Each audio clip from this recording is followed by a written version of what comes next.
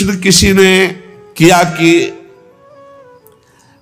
आप जो प्रायः ये कहते हैं कि श्री जी सर्वोपरि और उन्हीं के अंश से दुर्गादि शक्तियां हैं, तो मुझे चुभता है कि जैसे आपकी इष्ट राधा महारानी है, ऐसे हमारी इष्ट माता जी हैं, तो आप कहते हो करोड़वें अंश में दुर्गा जी हैं श्री राधा रानी के, तो हमको भी तो चुभता है कि आप कहते हो, हम नहीं कह रहे। तस्मा शास्त्रम प्रमाणमते कार्याकार्यो व्यवस्थित हो। पहली बात तो हमारी श्री जी क्या है, जब हम श्री जी से चित्त जोड़ेंगे तब पता चलेगा। और दूसरी बात है कि जो शास्त्रों में लिखा है उसे, पद्म पुराण पातालखंड अध्याय 81 भगवान शिव कह रहे हैं, बहुत ध्यान से सुनिए। भगवान शंकर कैलाश में विराजमान हैं, देवर्षि नारद जी शनकादि बड़े बड़े महापुरुषों की सभा लगी हुई, उस सभा में कह रहे हैं, नारद जी को संबोधन करके भगवान शिव कह रहे हैं, हे नारद जी, ये जो श्री कृष्ण प्रिया राधा है, ये महा चैतन्य शक्ति स्वरूपा जितनी भी देवियां हैं, ये सब इनके अंश से प्रकट हुई है। ये अंतरंग विभूति हैं, इसीलिए इनको कोई जानता नहीं, अत्यंत गोपन तत्व है, इसीलिए इनका एक नाम गोपी है। श्री कृष्ण सदैव इनकी आराधना करते, इसलिए नाम इनका राधा है, और ये सदैव श्री कृष्ण की आराधना में रहती, इसलिए इनका एक नाम राधिका है। ये और श्री कृष्ण दो नहीं है, श्री कृष्ण में राधा है, राधा में श्री कृष्ण है। ये राधा परा देवता है। जितनी भी लक्ष्मी आदि शक्तियां सब इन्हीं के अंश से हैं। आपको भगवान का आह्लाद कहा गया है, आह्लाद, और जब मूर्तिमान ये हुई तो राधा कह गई, किशोरी जो कह गई। और तत्कला कोटि कोट्यंसा, भगवान शिव बोल रहे हैं, तत्कला कोटि कोट्यंसा दुर्गाद्य त्रिगुणात्मिका। दुर्गा आदि जितनी त्रिगुणात्मिका दैवी शक्तियां हैं, ये इनके कला से करोड़वें अंश में प्रकट है। यही प्रकट है, पर करोड़वें अंश में प्रकट है। हम नहीं कह रहे, ये भगवान शिव कह रहे हैं। जो राधा कृपा कटाक्ष पढ़ते हैं, वो पढ़ के देखे, आखिरी में भगवान शिव कह रहे हैं, क्रियेश्वरी मखेश्वरी स्वधेश्वरी त्रिवेद भारतीश्वरी प्रमाण शासनेश्वरी। हमारे यहां सुधा निधि में महाप्रभु हरिवंश चंद्र जी कह रहे हैं, प्रेमणा सन्मधुरोज्ज्वल हृदय संगार लीला कला वैचित्री परमावधि भगवता पूज्य विकापी सता ईशानी च सची महासुख तनु शक्ति स्वतंत्रा परा श्री वृंदावन नाथ पट्ट महिषी राधयु सेव्यामम। बोले तत्कला कोटि कोट्यंसा, कला उन्हीं की कला, राधा की ही कला, श्री किशोरी जी के ही अंश से करोड़ों अंश में सब शक्तियों का प्रादुर्भाव हुआ। श्री राधा अपने अंश से महालक्ष्मी रूप धारण करती हैं, तो भगवान श्री कृष्ण नारायण रूप धारण करते हैं। मुनिश्रेष्ठ थोड़ा भी भेद नहीं है। ये श्री राधा दुर्गा रूप धारण करते हैं, तो श्री कृष्ण शिव रूप धारण करते हैं, रुद्र। जब श्री कृष्ण के अंश से इंद्र, तो श्री राधा किशोरी के अंश से सची इंद्राणी। जब श्री कृष्ण के अंश से ब्रह्मा, तो राधा किशोरी के अंश से सावित्री देवी। जब श्री कृष्ण के अंश से यमराज, तो उनकी पत्नी धूमोरणा के रूप में श्री राधा किशोरी। अधिक क्या कहूं, इन दोनों के सिवा किसी की सत्ता ही नहीं। यही सब चिद चिद लक्षणम सर्वम राधा कृष्णमयम जगत। चेतन अचेतन सारा संसार श्री राधा कृष्ण का स्वरूप है। नारद जी, मैं इन विभूतियों का क्या वर्णन करूं? अगर 100 करोड़ वर्ष तक राधा की महिमा वर्णन करूं तो भी नहीं कर सकता। भगवान शिव। कुछ ऐसे भावुक जन हैं कि वो कहते हैं कि आप भगवान शंकर को श्री कृष्ण से छोटा कहते हैं, वो हमारे आराध्य देव, हमको चुभता है। देखो, जब तत्व की चर्चा होगी तो एक है, और जब लीला की चर्चा होगी तो वही एक विविध लीलाएं करता है, वही एक विविध लीलाएं करता है। रास में भगवान शंकर आए, अगर थोड़ा भी शास्त्र को पढ़े हो तो पढ़ के देख लेना। गोपी रूप धारण किया, रास में प्रवेश पाया, श्री कृष्ण चरण वंदना, किशोरी जी की चरण वंदना, और फिर गोपी रूप धारण करके रास में प्रवेश। अच्छा, कोई भी ये कैसे नकार सकता है कि भगवान शंकर की जटाओं में गंगा जी हैं, और वो गंगा जी क्या है, क्या आप नहीं जानते हो? गंगा तरंग रमणीय जो जटा कलापम गौरी विभूषित वाम भागम, भगवान शिव के लिए आता है। तो जो जटा कटा संभ्रमम भ्रमण नीलम पर निर्झरी जो विराजमान है गंगा जी, वो कौन है? गांगम वारि मनोहारि मुरारी चरण अच्युतम त्रिपुरारि शिरश्चारी पापापहारि पुना तुमा। देखो भाई, तत्व एक है, पर लीला में जब प्रारंभ होगा तो लीला में छुटाई बड़ाई हंसी मजाक, वो उनकी आराधना, वो उनकी आराधना। तत्व एक है। अभी आप यहां सुन रहे हो कि जब श्री कृष्ण शिव रूप धारण करते हैं तो राधा किशोरी दुर्गा रूप धारण करती, यही है, कोई और थोड़ी है। पर जब लीला की बात आती तो वही भगवान शंकर गोपी रूप, आज भी भगवान गोपेश्वर का श्रृंगार होता है गोपी रूप में। शाम टाइम जल नहीं चढ़ता, नथुनी बाला और सब चुनरी धारण करके भगवान शिव गोपीश्वर के रूप में विराजते हैं। भगवान शंकर गंगा जी को नेत्रों से भी रोक सकते थे, लेकिन जटाओं में धारण किया कि श्री कृष्ण का चरणामृत है, वामन भगवान का चरणामृत है, वामन के रूप में श्री कृष्ण ही है। प्राणाधिक प्रियतमा सर्वाभ्याः सुंदरी परा सर्वयुक्ता च सौभाग्य भाग्नि गौरवान्विता।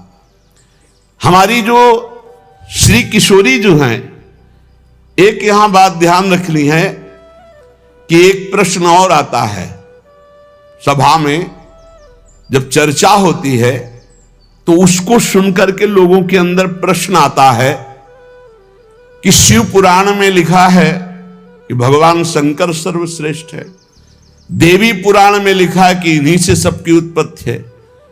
आप गणेश महिमा को देखो तो यम ब्रह्म त्वम ब्रह्म, सब कुछ जिस पुराण को देखो उसी से सृष्टि हुई है। इसका मतलब क्या है? गलत है क्या? जब तुम शिव पुराण पढ़ोगे तो शिव तत्व से ही सबकी उत्पत्ति है, सब कुछ शिव तत्व है। पढ़े हैं, जैसे यहां कहा भगवान शंकर ने चिद चिद लक्षणम सर्वम राधा कृष्णमयम जगत, ऐसे कहा गया है हे भगवती हे भगवान, आपसे ही सृष्टि प्रकट है शिव पुराण में, क्योंकि जितनी माताएं वो सब भगवती हैं और जितने पुरुष हैं वो सब हे भगवान शिव आपका ही स्वरूप है। चराचर जगत शिव और पार्वतीमय है। भगवान का ऐसा लिंग प्रकट हुआ शिव जी का कि 100 कल्प तक ब्रह्मा जी उतरते चढ़ते रहे, पार न पाया। फिर भगवान विष्णु उसमें पढ़ना शिव पुराण में, हम तो पढ़ करके बात कर रहे, आर पार नहीं पाया। भगवान शिव से ही नारायण का प्रादुर्भाव होता है, भगवान का प्रादुर्भाव होता है, भगवान शिव से ही ब्रह्मा का प्रादुर्भाव होता है। जब देवी भागवत पढ़ो तो सब कुछ देवी जी से प्रकट हुआ। तो क्या झूठा है क्या? पुराण कोई झूठे हैं क्या? तो अगर उनसे प्रकट हुआ तो इनसे कैसे? भागवत पढ़ करके देखो तो श्री हरि से, नाभि कमल से ब्रह्मा, ब्रह्मा की भ्रकुट से शंकर, रुद्र का अवतार। उधर पढ़ करके देखो तो उन भगवान शिव से ब्रह्मा और श्री हरि प्रकट होते हैं। देवी भागवत पढ़ करके देखो तो देवी शक्ति। ये है क्या? तत्व। तत्व एक है, वही परमात्मा है, वही। जब शिव पुराण पढ़ोगे तो सब कुछ शिव की, जब भागवत पुराण पढ़ोगे तो सब कुछ श्री हरि का, और जब देवी भागवत पढ़ोगे तो सब कुछ वही देवी प्रपन्नार्थ हरे प्रसीद प्रसीद मातर जगतो खिलस्य प्रसीद विश्वेश्वरी पाहे विश्वम त्वमीश्वरी देवी चराचरस्य। हे देवी तुम ही चराचर में व्याप्त हो, तुम ईश्वरी हो, तुम सर्वशक्तिमान हो, तुमसे बढ़कर कोई नहीं। क्या समझते हो? जो जहां है वही परम तत्व है और वो वही सब कुछ है। इधर से हम देखेंगे तो कृष्णाकार, उधर से देखोगे तो शिवाकार, उधर से देखोगे तो दुर्गा में, उधर से देखोगे काली में। जो बोलो वही परम तत्व है। पर जब हम लीला का गायन करते हैं तो लीला में विभाग हो जाता है। वही एक परमात्मा, वेद कहता है एकोहम बहुश्यामा, मैं एक बहुत रूपों में हो जाऊं। अब वही परमात्मा शासक बन गया, वही शासित हो गया, वही धर्मात्मा बन गया। उसी के छाती से धर्म प्रकट हुआ, उसी के पीठ से अधर्म प्रकट हुआ। अधर्म करने वाला दंडनीय हो गया, धर्म करने वाला बंदनीय हो गया। लेकिन दंडनीय और बंदनीय में दोनों में एक तत्व विराजमान है, तत्व में अंतर नहीं। ये जो समझते नहीं ना, लीला को समझते नहीं है और तत्व को समझते नहीं, तो ये झगड़ा करने लगते हैं कि शिव को छोटा कैसे कह दिया। पूछो शिव जी से जाके, अरे उनको देखो तो रात दिन भगवत श्री हरि चर्चा करते रहते, और हरि को देखो, उनसे पूछो जाके कि तुम्हारे आराध्य देव कौन है, बोले कि शंकर। हरि से पूछो कि तुम्हारा गुरु कौन, बोले शंकर। और शंकर जी से पूछो तुम्हारा आराध्य देव को, बोले हरि। और हम आपस में लाठी चलाएं। अरे वो एक है, वो एक है, वो अनेक है। अनेक होते हुए भी एक है, एक होते हुए भी अनेक है। इस बात को समझो। जब देवी भागवत तो देवी ही सब कुछ है, देवी के ही अंश से राधा है। समझिए आप, जब हम वृंदावन से बोलेंगे तो राधा के अंश से देवी है। जब आप शिव पुराण से बोलेंगे तो शिव के अंश से हरि है, और जब भागवत पुराण से बोलेंगे तो हरि के अंश से शिव है। आप इस बात को समझिए। जब लीला का बात, लीला प्रसंग आएगी तो उसमें भेद हो जाते हैं। जैसे ब्रह्म ऋषियों ने विचार किया कि इन तीन महान भगवत स्वरूपों में कौन सबसे बड़ा है। क्या उन ब्रह्म ऋषियों को पता नहीं कि हरि ही ब्रह्मा है, ब्रह्मा हरि ही शिव है। शिव ब्रह्मा और हरि में किंचित मात्र भेद नहीं। स्वयं भगवान बोले मैं ही हर हूं, मैं ही विधि हूं, मैं ही हरि रूप हूं। जगह जगह वर्णन है। लेकिन जब भृगु जी परीक्षा के लिए गए तो ब्रह्मा जी के सामने जाके ऐसे खड़े हो गए। यह भद्रता है गुरुजनों के सामने ऐसे खड़े होना, ऐसे नहीं खड़े हुआ जाता, यह अभद्रता कही जाती। गुरुजनों के सामने सावधानी पूर्वक हाथ जोड़कर या बहुत नम्र ऐसे। अब वो गए और ऐसे गए और ऐसे खड़े हो गए। ब्रह्मा जी ने कहा तो सभा की मर्यादा के विरुद्ध है, पर भृगु जी उनके पुत्र हैं, थोड़ा गुस्सा आया पर शांत रहे। शंकर जी के पास गए, बोले आओ भाई, बहुत दिनों बाद आगमन हुआ भृगु जी से। बोले हम तुम्हारे गले नहीं लगते हैं, परम पवित्र रहते हैं। उठाया त्रिशूल उन्होंने, हमको। भृगु जी शांत होकर के वहां, और भगवान हरि के पास गए, सैया में पड़े हुए थे, सीधे लात मारी जाके, सीधे छाती पे लात। भगवान उठे और कहा मुझे पता नहीं था आप आ रहे हो, नहीं आपकी अगवानी करता। और चरण दाबने लगे, बोले आपके चरण बहुत कोमल है, मेरी छाती बहुत कठोर, कहीं चोट तो नहीं लग गई। और आज के बाद जब जब अवतार भी लेंगे तब तक आपका भृगु चरण चिन्ह ये हमारे छाती पे बना रहेगा, ये हमारा बड़ा सौभाग्य हो। आंसू आ गए भृगु जी के। अब आप क्या कहेंगे? कोई छोटा बड़ा नहीं। जब लीला होती है और एक ही तत्व है तो रंगमंच पर वही सब रूप धारण किए, जगन नाटक वही भवा, इस बात को सब। पर जब हम किशोरी जी की बात कहेंगे तो किशोरी जी के अंश से सब शक्तियां हैं, और जब आप दुर्गा की बात करें तो आपको वहां से दिखाई देगा किशोरी जी दुर्गा जी के अंश है, क्योंकि इधर से अंश वो, उधर से अंश वो उनकी अंशी, वो उनकी अंशी, कोई अंतर नहीं। इधर से हम बोलेंगे श्री कृष्ण के अंश से शिव, और जब शिव पुराण में पढ़ोगे तो शिव जी के अंश से श्री कृष्ण। अब इसमें संशय थोड़ी, क्योंकि वही एक तत्व है, विविध प्रकार से लीला कर रहा है। इसलिए भ्रम का तो ध्यान छोड़ दो, भ्रम छोड़ दो। जब जब जैसा अवसर आया वही रूप धारण किए तत्व विराज। पर जब लीला की चर्चा होगी तो माधुर्य रस में ऐश्वर्य का प्रवेश नहीं।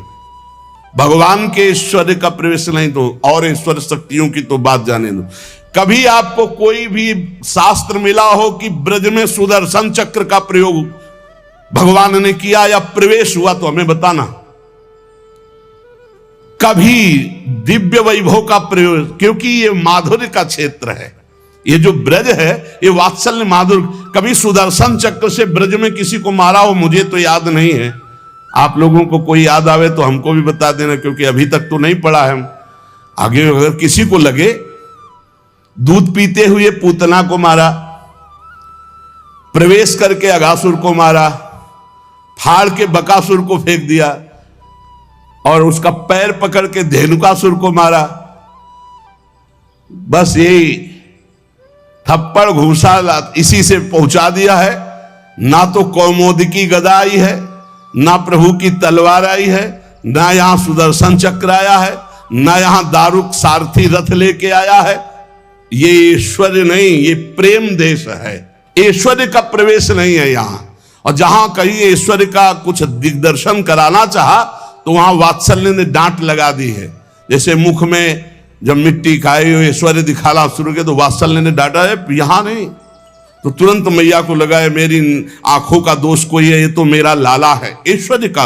अब जब निकुंज की बात आती है तो इसमें तो बिल्कुल ऐश्वर्य का प्रवेश नहीं है।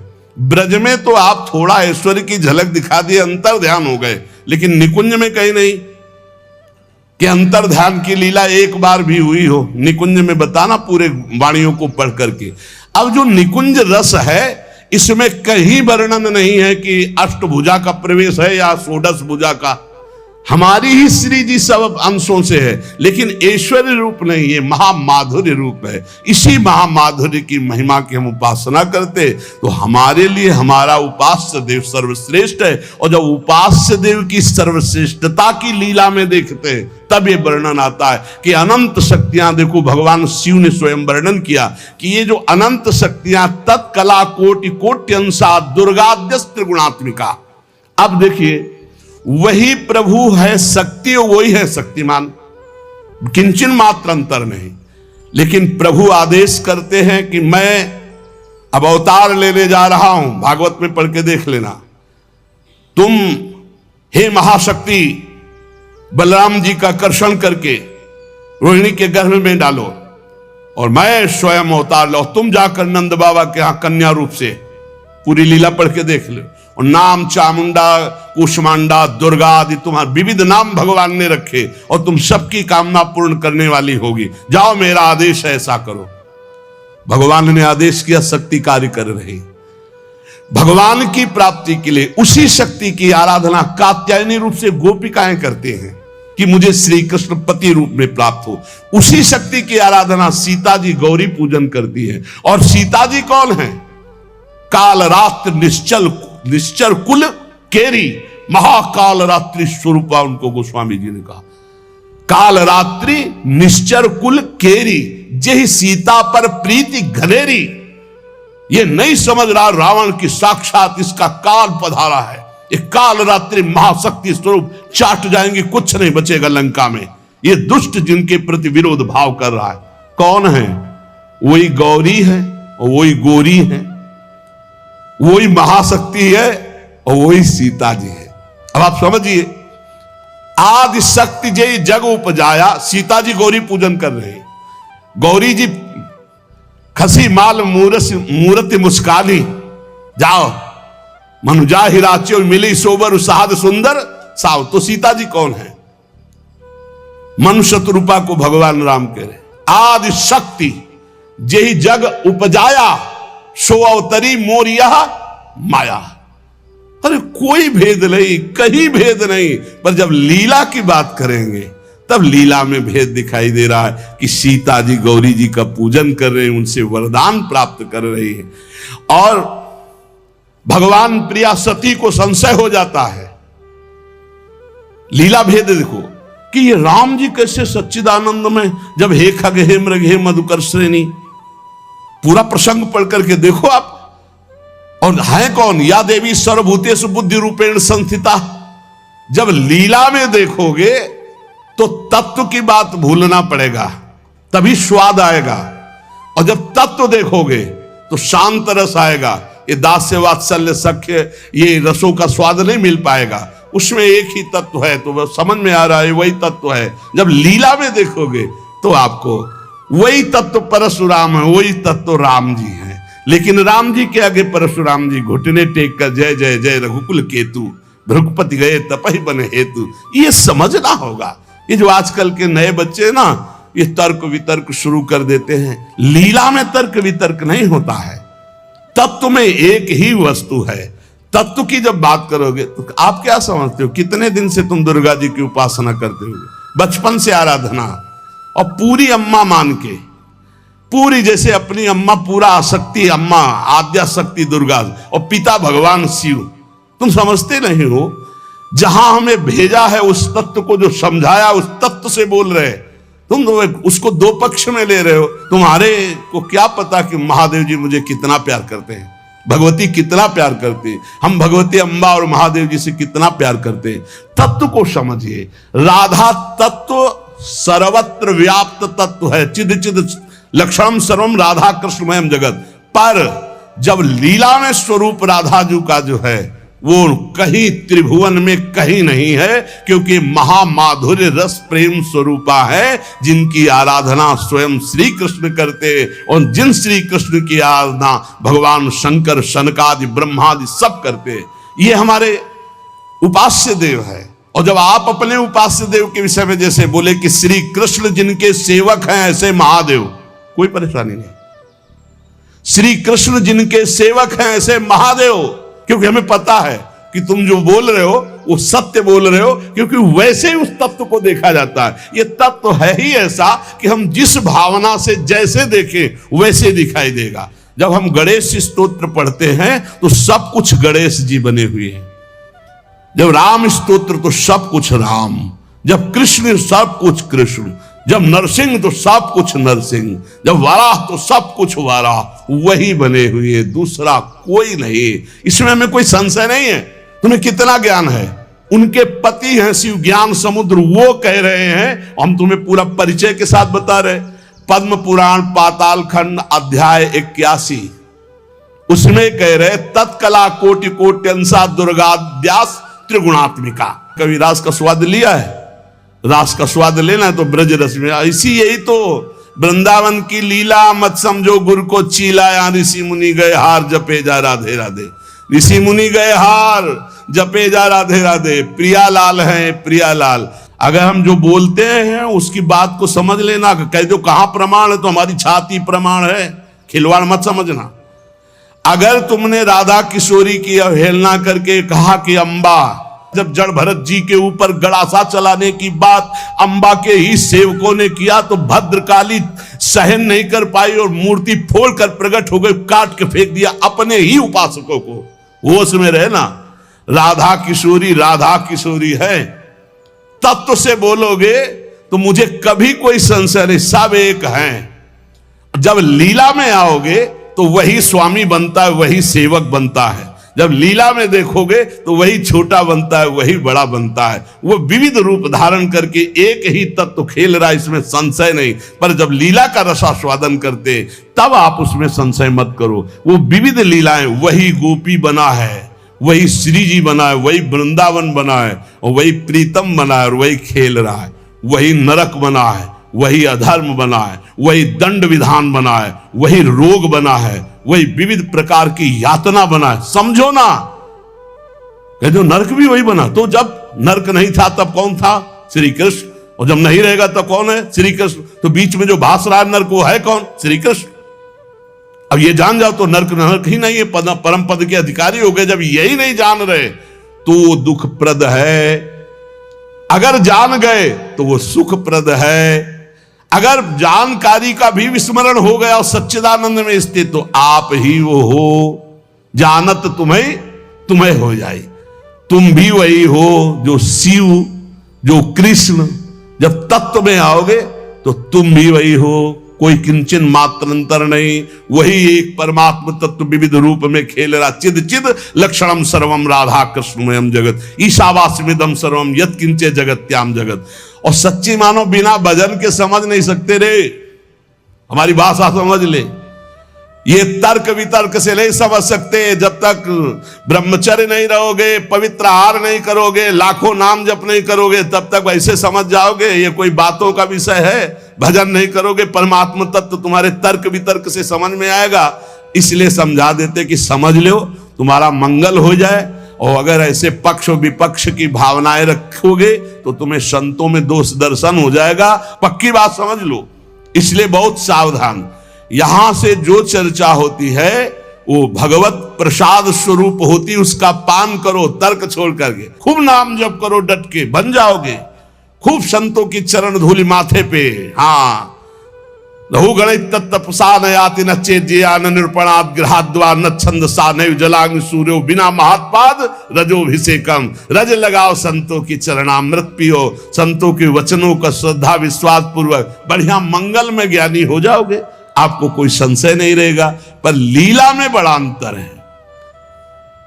जब विमान पे चढ़ा हुआ जो वृत्तासुर बने थे, चित्रकेतु उनका नाम था, और जब भगवान शिव को वो ऐसे शब्द जो नहीं बोलने चाहिए वो बोल रहे थे, तो अंबाजी गुस्सा हो गई। तो भगवान शिव ने कहा था कि तुम्हारे क्रोध और श्राप का उसके ऊपर कोई फर्क नहीं पड़ेगा। क्यों? बोले श्री हरि का निज जन है, साप दे दिया जा, दैत्य हो जा, क्या फर्क पड़ा? अंतिम समय जो वृत्तासुर की स्थिति है वो देख लो, जो भगवान शिव ने, कोई फर्क नहीं पड़ने वाला। क्यों? वो भगवान श्री हरि का निज जन है, भगवान का जन, भगवान शिव का है। भगवान शिव को भी गुस्सा नहीं आया, अंबाजी को गुस्सा आ गया। ऐसे जगत गुरु भगवान शिव से ऐसे नहीं बात करना चाहिए, विमान से उतरकर साष्टांग दंडवत होना चाहिए। त्रुटि है तो भगवान शिव ने कहा त्रुटि होते हुए भी श्री हरि का, इसलिए इसके ऊपर कोई फर्क नहीं पड़ेगा। और नहीं बना, वृत्तासुर मिला तो ऐसा वृत्तासुर बना, हाहाकार त्रिभुवन में मच गया। होश उड़ गए देवताओं के। तब दधीच की हड्डियों से वज्र का निर्माण हुआ। जब देखा कि हाथ में ऋषि का जो अस्थि पंजर, उसी से वज्र का निर्माण हुआ है, तो कहा देवराज ये मत सोचना मैं वज्र से डर रहा हूं, रुक जाओ। भगवान हरि से बात की। जैसे छोटा सा बछड़ा अपनी मां की, जैसे घोंसले में बिना पंख उगे हुए बच्चा चिड़िया का अपनी मां का, जैसे परदेश गए हुए पत्नी अपने पति का चिंतन, हे नाथ ऐसे ही हमारी वृत्ति आप में लगी रहे। और आज चलाओ, ये अमोघ है, चिंता मत करो, ये अमोघ है, मेरे ऊपर चलाओगे विध्वंस हो जाऊंगा, क्योंकि मैं जानता हूं ये क्या स्थिति वृत्तासुर की। अंतिम समय एकदम भगवदाकार वृत्ति जो बड़े बड़े ब्रह्म ऋषियों की होती है, वही महाभागवत वृत्तासुर। इसलिए हरि सर्वत्र सब रूपों में व्याप्त है, इसमें कोई संशय नहीं। मत्ता परतरम नान्यत किंचित् अस्ति धनंजय। पर पुराणों में जो है, जहां जिस पुराण की चर्चा वही सर्वोपरि है। अगर देवी भागवत तो सर्वोपरि, उसी से सबका प्रादुर्भाव। शिव पुराण तो सर्वोपरि, उसी से सबका प्रादुर्भाव। गणेश तो उसी से सबका प्रादुर्भाव। आदि गणेश जिसकी पूजा ब्याह में माता पार्वती और भगवान शंकर भी करते हैं। जिधर देखो उधर वही परम तत्व है, इसलिए कोई छोटा नहीं। पर जब लीला में आएगा तो एक स्वामी बनेगा, एक सेवक बनेगा, विविध प्रकार की लीलाएं होंगी। लीला में प्रश्न नहीं, तत्व में अगर प्रश्न उठाओ तो एक ही तत्व है, उसमें कोई अंतर नहीं। पर जब लीला होती है, जैसे अब शिष्य की लीला, गुरु की लीला, अपराधी की लीला, जीवन मुक्त की लीला, लेकिन तत्व एक ही है, तत्व में अंतर नहीं है। अब तत्व का भाव अंदर जब जागृत हो जाएगा तो जानत तुम्हें हो जाए, वो वही बन जाएगा, उसमें कोई अंतर नहीं। पर लीला में अंतर जीवन भर बना रहेगा। तत्वबोध होने के बाद ऐसा थोड़ी कि गुरु के समान जाकर आसन में बैठ जाए। चाहे जितना बड़ा तत्व ज्ञानी हो, जब गुरु बैठे होंगे तो सर झुका के उनके चरणों में बैठेगा। तत्वबोध हो चुका, जानत तुम्हें हो जाए, वो भगवान स्वरूप हो चुका है, लेकिन गुरु है इसलिए नीचे बैठेगा। इसलिए कभी कोई भगवत चरित्रों पर संशय ना करे। कोई छोटा बड़ा नहीं है, पर जब खेल खेलने में उतरते हैं तो वही तत्व छोटा बनता है, वही बड़ा बनता है, वही स्वामी बनता है, वही सेवक बनता है। विविध प्रकार से वो जगन नाटक वैभवा, अपने जगत में नाटक का स्वरूप करके वो वैभव प्रकाशित कर रहा है। ये खेल जान जाओ। या रहस्य रघुनाथ कर बेग न जाने कोई, जो जाने रघुपति कृपा तो सपने मोह न होए। ये जो अज्ञान की बातें करते हैं, इनके अंदर भजन नहीं, इसलिए जान नहीं पाते। प्रवचन धंधा नहीं, प्रवचन है ये, जो तुम्हारे हर दुर्गुण दुराचार का नाश करके तुम्हें सतमार्ग में स्थापित कर देगा। ये वो नहीं है, ये कोई धंधा नहीं, ये केवल केवल भगवत प्राप्ति के लिए। और यहां जितनी चर्चा होती है वो सब उसी एक तत्व की होती है, और उसी एक तत्व में कोई स्वामी है, कोई सेवक है, कोई महान है, कोई छोटा है, बस तत्व में अंतर नहीं। आपने लाखों बार सत्संग में सुना होगा कि तत्व एक ही है, इसमें कभी संशय नहीं है। हां, जब उसकी लीला चलती तो लीला में भेद है, और लीला रसास्वादन में भेद है, और रस की भाव गरिमा में भेद है। जैसे कोई सखा है तो कोई दास है, कोई गोपी है तो कोई सहचरी है, और अलग अलग भावों से उसी परमात्मा तत्व का रसास्वादन हो रहा है। अंतर की, इसलिए सब संशय छोड़कर एकमात्र भगवद आश्रित जहां तुम जो हो।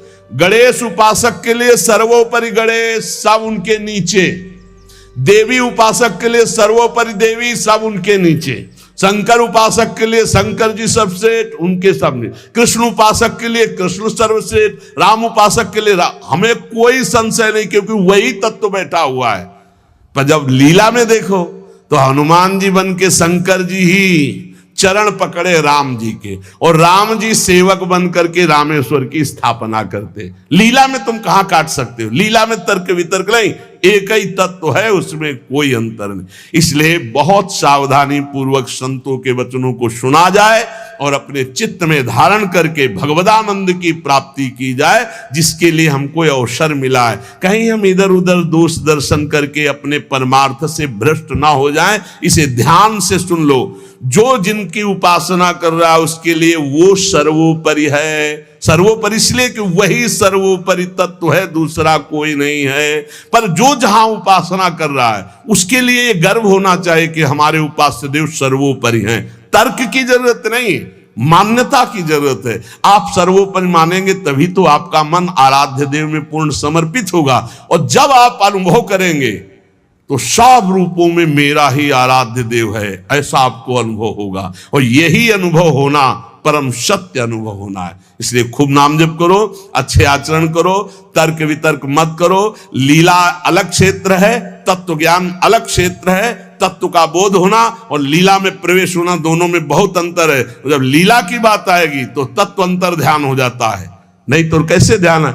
मेरे प्रभु, इस समय मेरे प्रभु को शयन कराना है, मेरे प्रभु को भोग लगाना है, इस समय मेरे प्रभु को मंगलारती, इस समय मेरे प्रभु को जल पिलाना है, इस समय मेरे प्रभु को इत्र लगाना है। ये हम तत्व से थोड़ी देख रहे, हम भाव से देख रहे। भावोत्सवेन भजताम रस कामधेनु। और जब हम भाव से देखते हैं तब हमको ये दिखाई देता है कि हमारी श्री जी के समान केवल श्री जी है, दूसरा कोई नहीं है, क्योंकि दूसरा कोई है ही नहीं। मेरे तो गिरधर गोपाल, दूसरो न कोई। ये हमको देखना, मीरा जी से लड़ना छोड़िए, कहेंगे करो पूजा भाई, हमको परेशान कब कर रहे हैं? हम तो कह रहे हैं मेरे तो गिरधर गोपाल, दूसरो न कोई। उनकी नंद कह रही थी ये हमारी कुल देवी पूजा को, बोले करो ना। बोले नहीं तुमको करना पड़े, बोले हम तो नहीं करेंगे, हमारे तो गिरधर गोपाल, दूसरो न कोई। जाके सिर मोर मुकुट मेरो पति सोई। उनका नहीं करना चाहिए। बोले क्यों करना चाहिए? बोले सुहागवती होती तो विधवा थी। बोले तुमने कुल पूजन नहीं किया क्या? तुम क्यों वैधव्य को प्राप्त हो? बस यही जगह से शुरू हो गया था उसका द्वेष भाव, बहुत प्रचंड द्वेष। तो सच्ची मान लो, हमारी प्रार्थना मान लो, झगड़ा झंझट की भावनाओं का त्याग करके एक ही परम तत्व है। जब लीला में उतरता है तो आप पढ़ के देख लो भागवत में। भरत जी जो जड़ भरत जी के रूप में है, देवी उपासक उनको ले गए और बलि देना चाहते थे, तो जे ही सर झुकाया तो अंबा जी के हृदय में आग लग गई। ऐसे परम निर्मल पुत्र का वध मां सह सकती? फाड़ करके मूर्ति प्रकट हो गई, काट के फेंक दिए। भागवत में पढ़ के देख लो भाई। वही परम तत्व है जो श्री कृष्ण है, वही काली है जो काली है, वही श्री कृष्ण है। मुझे समझने में इतना भी भेद नहीं, लीला में बड़ा भेद है। ये गृहस्थी बहुत सुंदर साधन है भगवत प्राप्ति का, बहुत सुंदर साधन है। यदि सुलझ करके संत संग करते हुए, संतों के द्वारा बताई रहनी से रहा जाए तो घर में ही भगवत प्राप्ति हो जाए गृहस्थ धर्म में, पर बहुत कठिन है। गृह कारज नाना जंजाला, तेति दुर्गम शैल विशाला। कलह, अशांति, तृष्णा, वासना, कामना, नाना प्रकार की समस्याएं, नाना प्रकार की चिंताएं, नाना प्रकार की आवश्यकताएं इतनी माया फेंक देती है कि घर गृहस्थी में उलझा हुआ व्यक्ति ये सोच ही नहीं पाता कि मेरा जन्म किस लिए हुआ है।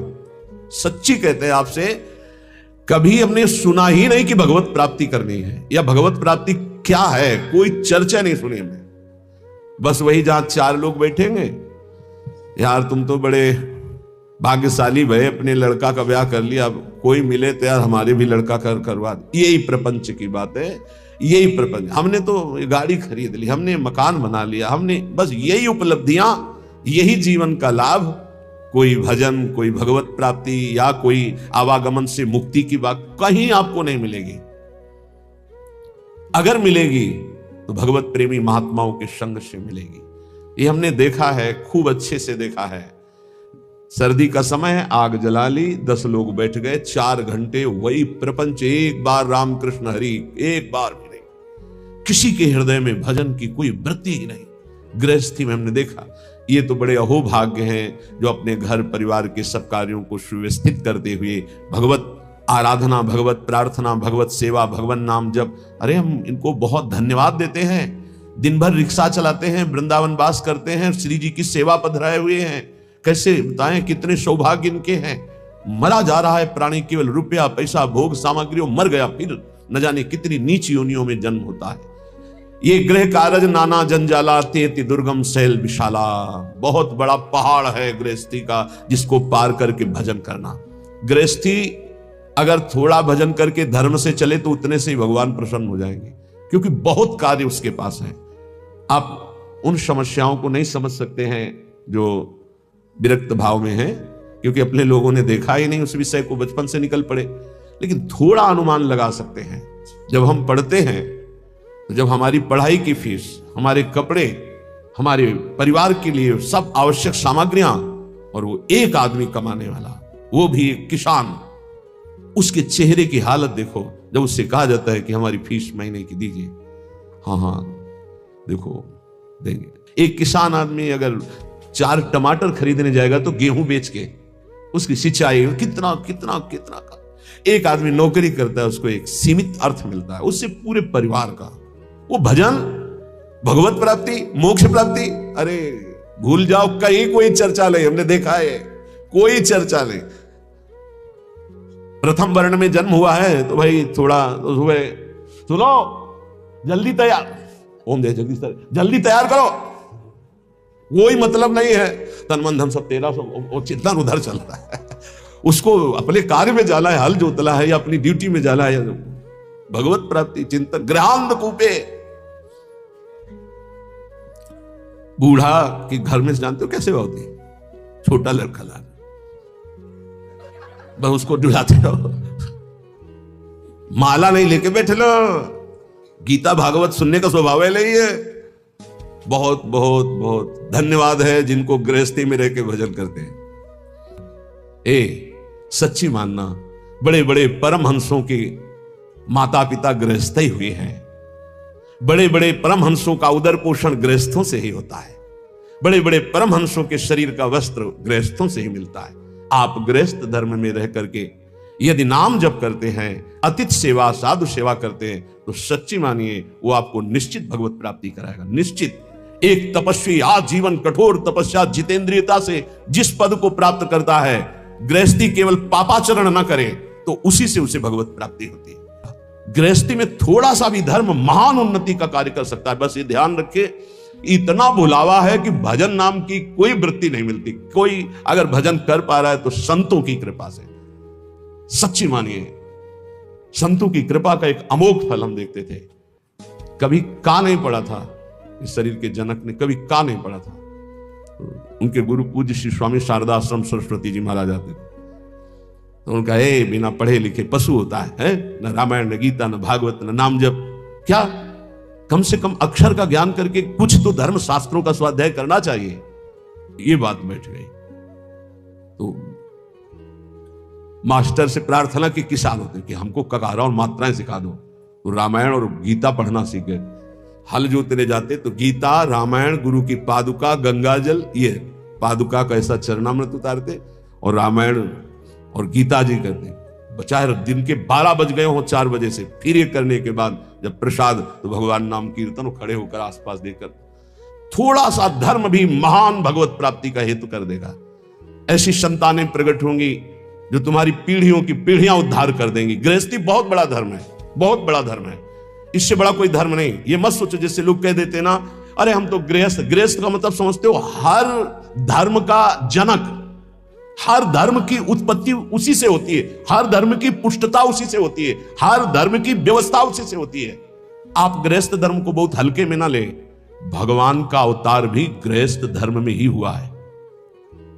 दशरथ, कौशल्या जी, नंद बाबा, यशोदा मैया, देवकी, वसुदेव जी, कश्यप, अदिति जी, जहां भी देखो बड़े बड़े जो वीतराग अवधूत, भगवान को वश में करने वाले प्रेमी महात्मा या साध्वी, वो सब गृहस्थ में हुई।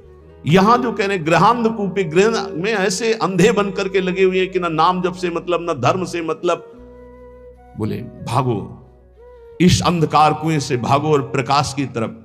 तमसो मां ज्योतिर्गमय, अंधकार से हटो, बार बार जन्म मरण के चक्र से हटो, प्रभु के धाम में चलो। हम सब प्रभु के हैं, भूल करके इस जन्म मृत्यु में चक्र में ऐसे फंस गए कि इस योनि में उद्धार नहीं कर पाए। तो 83,99,999 योनियां ऐसी हैं जिनसे आप मुक्त नहीं हो सकते। केवल एक मानव देह है जिससे मुक्त हो सकते हो।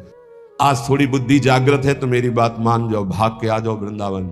एक बार सत्संग सुन जाओ, एक बार बिहारी जी के दर्शन कर लो, एक बार यमुना रस रानी के समीप बैठकर नाम कीर्तन कर लो। ये किनके लिए कह रहे हैं? घर गृहस्थी में हो तो पैसा बढ़े, समय निकले तो विदेश घूमने की बात मन में मत लाओ। धर्म क्षेत्रों की यात्रा करो, भगवत क्षेत्रों की यात्रा करो, वहां संयम पूर्वक पुण्य अर्जन करो, नाम जप करो, तो तुम्हारा परम मंगल हो जाएगा।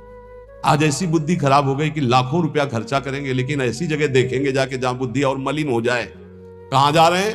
अमुक देश में जा रहे हैं। काहे के लिए? बोले नेत्र चराने के लिए जा रहे हैं। जैसे लोग बकरी चराने जाते थे, हम नेत्र चराने जाते हैं। हमें बताया गया, क्यों बताया, क्यों? लाखों रुपए की टिकट लगाएंगे लेकिन धाम में आकर के, तीर्थ में जाकर, संगम, काशी, कितने पावन पावन पुरिया हैं। 4 दिन का नाम कीर्तन बैठल हुआ अखंड,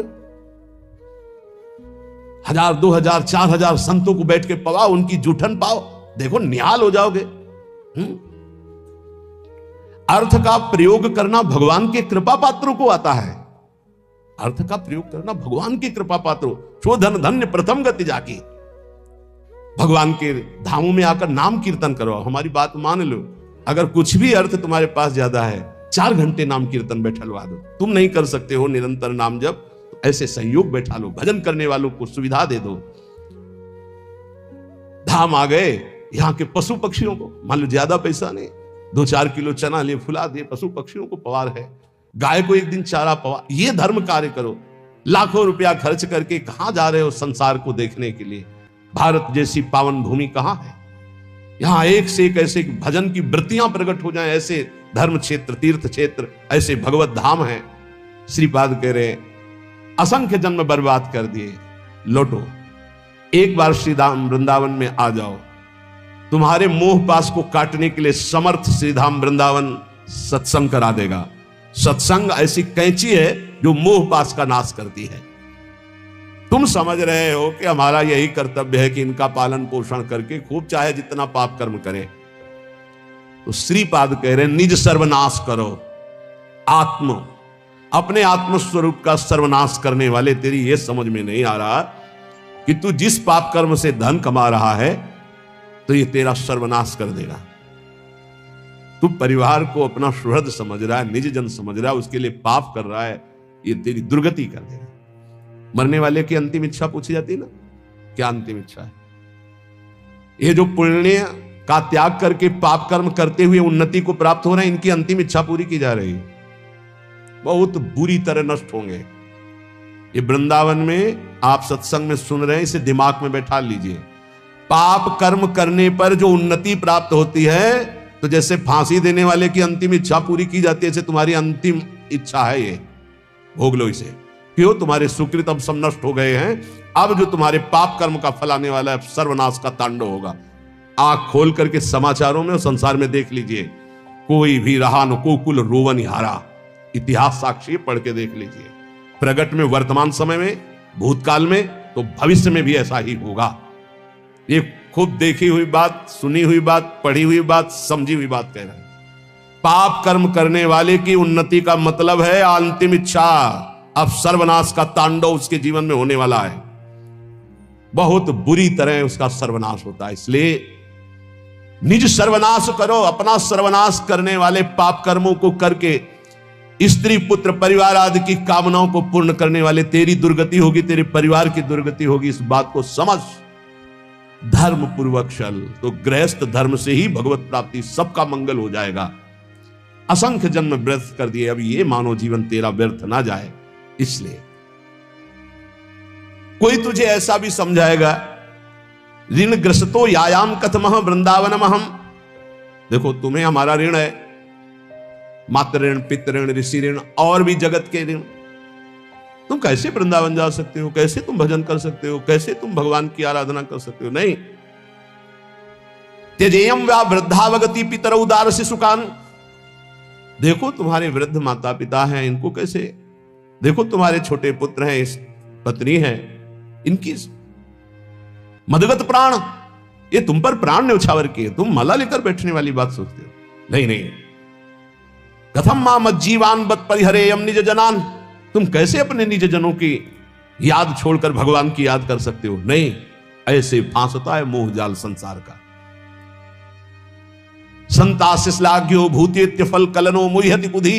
ए दुर्बुद्धि, इसमें मत फंस।